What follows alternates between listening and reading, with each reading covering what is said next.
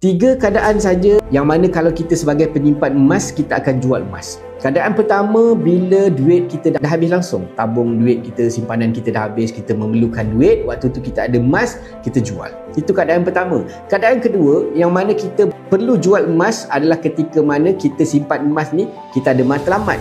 So, matlamat kita dah capai. Itulah keadaan kedua kita perlu jual emas. Matlamat dah capai, emas tu dah cukup gram, kita jual emas kita untuk kita capai matlamat kita. Itu keadaan kedua.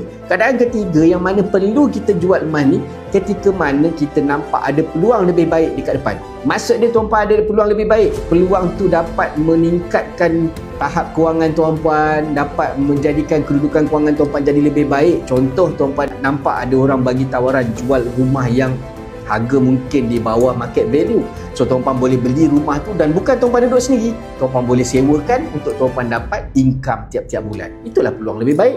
Selagi tak ada tiga keadaan ni, selagi tu tuan-puan tak perlu jual emas, simpan saja emas tu untuk simpanan tuan-puan sampai bila-bila. Tak perlu jual pun.